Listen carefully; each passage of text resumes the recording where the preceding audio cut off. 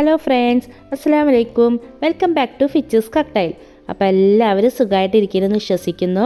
അപ്പോൾ കുറേ നാളായില്ലേ നമ്മൾ കുക്കിംഗ് വ്ളോഗൊക്കെ ചെയ്തിട്ട്. അപ്പോൾ ഇന്ന് വന്നിട്ടുള്ളത് ഒരു കുക്കിംഗ് വ്ളോഗായിട്ടാണ്. അപ്പോൾ ഇന്ന് ഉണ്ടാക്കാൻ പോകുന്നത് ഒരു അടിപൊളി ഫ്രൈഡ് റൈസും അതിൻ്റെ കൂടെ ഒരു അടിപൊളി ചിക്കൻ ഗ്രേവിയാണ്. അപ്പോൾ ഇത് ഫ്രൈഡേ ആയിട്ട് ഞാൻ ഉണ്ടാക്കിയ ഒരു റെസിപ്പിയാണ്. അപ്പോൾ നമുക്ക് ഈ റെസിപ്പി എങ്ങനെ ഉണ്ടാക്കാൻ നോക്കാം. അപ്പോൾ ആദ്യം നമുക്ക് ചിക്കൻ ഗ്രേവിയുടെ റെസിപ്പിയാണ് ഷെയർ ചെയ്യുന്നത്. അപ്പോൾ അതിന് വേണ്ടിയിട്ട് ഞാൻ 3-4 വറ്റൽമുളക് ഉണ്ടല്ലോ, അതും പിന്നെ നമ്മൾ കാഷ്യൂസ് ഒരു 10 കാഷ്യൂസ് എടുത്തിട്ടുണ്ട്. അതൊന്ന് ഡ്രൈ റോസ്റ്റ് ചെയ്തെടുക്കണം. നമുക്ക് ഒരു ലോ ഫ്ലെയിമിൽ വെച്ചിട്ടൊന്ന് ഡ്രൈ റോസ്റ്റ് ചെയ്തെടുക്കാം.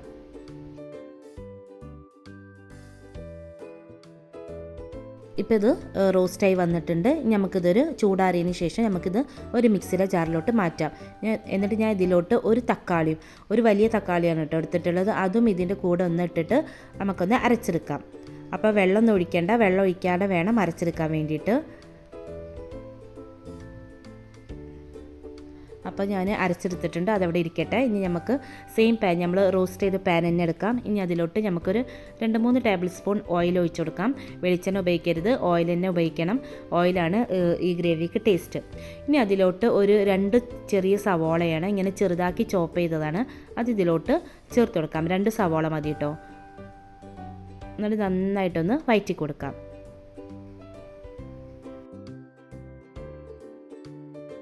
ഇപ്പോൾ സവാളയുടെ കളറൊക്കെ ഏകദേശം മാറി വന്നിട്ടുണ്ട്. ഇനി നമുക്കിതിലോട്ട് 1 ടേബിൾ സ്പൂൺ ഇഞ്ചി വെളുത്തുള്ളി പേസ്റ്റാണ് ചേർത്ത് കൊടുക്കുന്നത്. അതും കൂടി ചേർത്തിട്ട് നന്നായിട്ടൊന്ന് മിക്സ് ചെയ്തെടുക്കാം. ആ ഇഞ്ചി വെളുത്തുള്ളിയുടെ പച്ച സ്മെല്ലൊക്കെ ഉണ്ടല്ലോ, ഒക്കെ അത് പോകുന്നവരെ നമുക്ക് നന്നായിട്ടൊന്ന് വഴറ്റിയെടുക്കാം.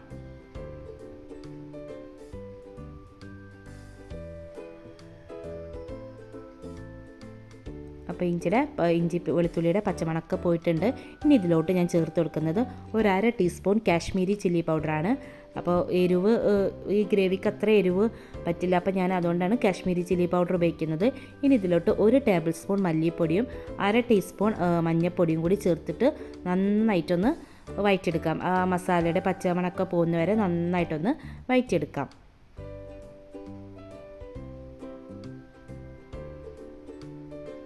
ഇനി നമുക്കിതിലോട്ട് കുറച്ച് ചുടുവെള്ളം ഒന്ന് ഒഴിച്ചെടുക്കാം. ആ മസാലയൊക്കെ ഒന്ന് കരിഞ്ഞ് പോകാണ്ടിരിക്കാനാണ് കുറച്ച് ചുടുവെള്ളം ഒഴിച്ചെടുക്കാം. എന്നിട്ട് നന്നായിട്ടൊന്ന് റോസ്റ്റ് ചെയ്തെടുക്കാം. ഇനി ഇതിലോട്ട് നമ്മൾക്ക് കഴുകി വൃത്തിയാക്കി വെച്ചിരിക്കുന്ന ചിക്കൻ ഉണ്ടല്ലോ, അത് ഇതിലോട്ട് ചേർത്ത് കൊടുക്കാം.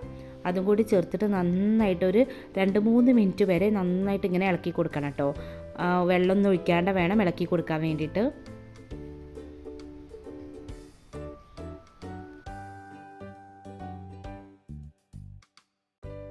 ആ മസാല ഒക്കെ ചിക്കനിൽ പിടിക്കുന്നവരെ നന്നായിട്ട് ഇങ്ങനെ ഇളക്കി കൊടുക്കാം. ഇനി നമുക്കിതിലോട്ട്, നമ്മളിതുവരെ ഉപ്പ് ചേർത്തിട്ടില്ല, അപ്പോൾ നമുക്കിതിലോട്ട് ആവശ്യത്തിനുള്ള ഉപ്പ് ചേർത്ത് കൊടുക്കാം. ഉപ്പും കൂടി ചേർത്തിട്ട് നന്നായിട്ടൊന്ന് മിക്സ് ചെയ്തെടുക്കാം.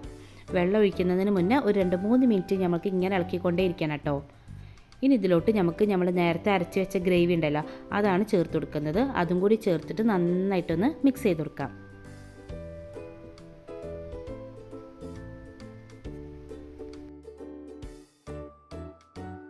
നന്നായിട്ട് മിക്സായി വന്നതിന് ശേഷം നമ്മൾ ഗ്രേവി അരച്ച മിക്സിയുടെ ജാറിലോട്ട് കുറച്ച് വെള്ളം ഒഴിച്ചിട്ട് അതും കൂടി ഇതിലോട്ട് ഒഴിച്ചെടുക്കാം. എന്നിട്ട് നന്നായിട്ടൊന്ന് മിക്സ് ചെയ്ത് കൊടുക്കണം. കണ്ടോ, ഇതിൻ്റെ കളറ് കാണുമ്പോൾ തന്നെ അറിയാം, നല്ല ഭംഗിയാണ്, അതുപോലെ തന്നെ നല്ല ടേസ്റ്റുമാണ് കേട്ടോ കഴിക്കാൻ വേണ്ടിയിട്ട്.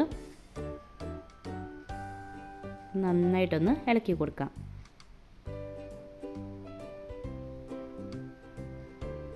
അപ്പോൾ ഇതൊന്ന് തിളച്ച് വരുമ്പോൾ നമുക്കിതൊന്ന് അടച്ച് വെച്ചിട്ട് നമ്മുടെ ചിക്കനൊക്കെ ഒന്ന് വേവിച്ചെടുക്കാം. അപ്പോൾ ഇടയ്ക്ക് ഞാൻ 2-3 മിനിറ്റ് കഴിയുമ്പോൾ ഞാൻ ഇടയ്ക്ക് ഇങ്ങനെ തുറന്നിട്ട് ഇളക്കി കൊടുക്കുന്നുണ്ടായിരുന്നു.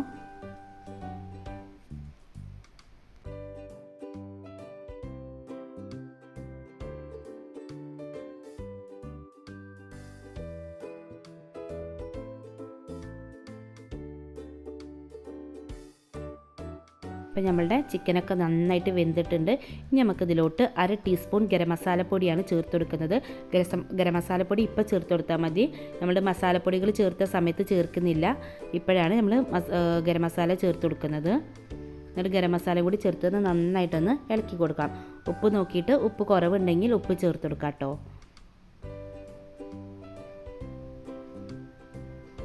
ഇനി നമുക്കിതിലോട്ട് ഞാനൊന്ന് ചൂടാക്കിയെടുത്ത കസൂരി മേത്തിയാണ്, അതും കൂടി ചേർത്ത് കൊടുക്കുന്നുണ്ട്.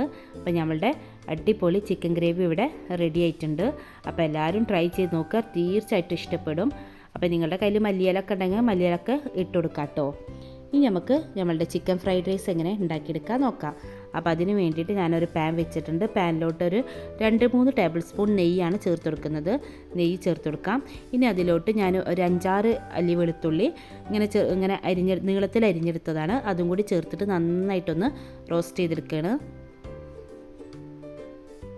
ഇനി ഇതിലോട്ട് ഞാൻ ചിക്കനാണ് ചേർത്ത് കൊടുക്കുന്നത്. നമ്മുടെ ചിക്കൻ ചെറുതാക്കി കട്ട് ചെയ്തതാണ്, അത് ഇതിലോട്ട് ചേർത്ത് കൊടുക്കുന്നുണ്ട്. അതും കൂടി ചേർത്തിട്ട് നന്നായിട്ടൊന്ന് ഇളക്കി കൊടുക്കാം.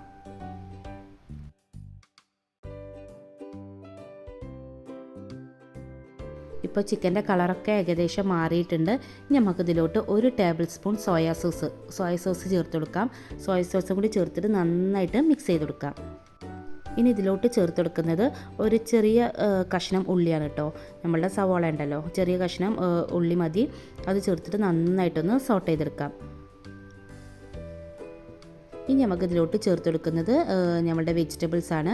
അപ്പോൾ ഞാനിവിടെ എടുത്തിരിക്കുന്ന വെജിറ്റബിൾസ് ക്യാരറ്റും ബീൻസുമാണ് എടുത്തിട്ടുള്ളത്. അപ്പോൾ അത് ചേർത്ത് കൊടുക്കാം. അത് ചേർത്തിട്ട് നന്നായിട്ടൊന്ന് മിക്സ് ചെയ്തെടുക്കാം. അപ്പോൾ ഈ പച്ചക്കറി സോട്ട് ചെയ്യുമ്പോൾ ഹൈ ഫ്ലെയിമിൽ ഇട്ടിട്ട് വേണം കേട്ടോ സോട്ട് ചെയ്യാൻ.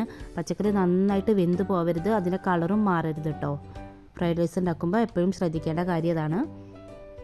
ഇനി ഞാനിതിലോട്ട് ചേർത്ത് കൊടുക്കുന്നത് ഗ്രീൻ പീസാണ്. അപ്പോൾ ഞാൻ ഇത് വെള്ളത്തിലിട്ടച്ചിട്ട് മുളച്ച ഗ്രീൻ പീസാണ് കേട്ടോ. അപ്പോൾ അതൊന്ന് വേവിച്ചിട്ടാണ് ചേർത്ത് കൊടുക്കുന്നത്. അതും കൂടി ചേർത്തിട്ട് നന്നായിട്ട് മിക്സ് ചെയ്തെടുക്കാം. ഇനി ഇതിലോട്ട് ഞാൻ വേവിച്ച് വെച്ച റൈസാണ്, നമ്മുടെ നീളമുള്ള ബസ്മതി റൈസാണ് കേട്ടോ. ഫ്രൈഡ് റൈസിന് വയ്ക്കുന്ന റൈസ് അറിയാമല്ലോ, അതാണ് എടുത്തിട്ടുള്ളത്. അത് വേവിച്ച് വെച്ചിട്ടുണ്ടായിരുന്നു. അതും കൂടി ഇതിലോട്ട് ചേർത്തിട്ട് നന്നായിട്ട് മിക്സ് ചെയ്തെടുക്കാം. പെട്ടെന്ന് ഉണ്ടാക്കാൻ പറ്റും നമുക്ക് ഈ ചിക്കൻ ഫ്രൈഡ് റൈസൊക്കെ. ഇനി ഇതിലോട്ട് നമുക്ക് 2 ടേബിൾ സ്പൂൺ സോയാ സോസ് ചേർത്ത് കൊടുക്കാം. അതുപോലെ തന്നെ കുറച്ച് കുരുമുളക് പൊടിയും കൂടി ചേർത്തിട്ട് നന്നായിട്ട് മിക്സ് ചെയ്തെടുക്കാം. അപ്പോൾ അരിയൊന്നും ഉടഞ്ഞു പോവാത്ത രൂപത്തിൽ വേണം കേട്ടോ മിക്സ് ചെയ്തെടുക്കാൻ വേണ്ടിയിട്ട്. അപ്പോൾ അങ്ങനെ നമ്മളുടെ ചിക്കൻ ഫ്രൈഡ് റൈസും ഇവിടെ റെഡി ആയിട്ടുണ്ട്.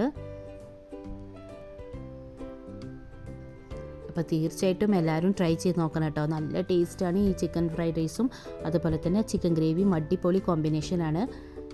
ഇനി നമുക്ക് ഇതിലോട്ട് ലാസ്റ്റായിട്ട് നമ്മൾ മുട്ട ചിക്കി വെച്ചിട്ടുണ്ടായിരുന്നു, അതും ഇതിലോട്ടൊന്ന് ചേർത്ത് കൊടുക്കാം. മുട്ട ലാസ്റ്റ് ചേർത്ത് കൊടുത്താൽ മതി കേട്ടോ. അപ്പോൾ അങ്ങനെ നമ്മളുടെ ഫ്രൈഡ് റൈസ് ഇവിടെ റെഡി ആയിട്ടുണ്ട്. അപ്പോൾ എല്ലാവരും ട്രൈ ചെയ്ത് നോക്കുക, തീർച്ചയായിട്ടും ഇഷ്ടപ്പെടും കേട്ടോ. അപ്പോൾ ഈ ചിക്കൻ ഗ്രേവി നമുക്ക് ഫ്രൈഡ് റൈസിൻ്റെ കൂടെ മാത്രമല്ല കേട്ടോ, ചപ്പാത്തിയുടെ കൂടെയും റൊട്ടിയുടെ കൂടെയൊക്കെ നല്ല കോമ്പിനേഷനാണ്. അപ്പോൾ എല്ലാവരും ട്രൈ ചെയ്ത് നോക്കിയിട്ട് ഫീഡ്ബാക്ക് കമൻറ്റ് ബോക്സിലൂടെ എഴുതി അറിയിക്കുക. അപ്പോൾ എല്ലാവർക്കും ഇന്നത്തെ എൻ്റെ വ്ളോഗ് ഇഷ്ടമായെന്ന് കരുതുന്നു.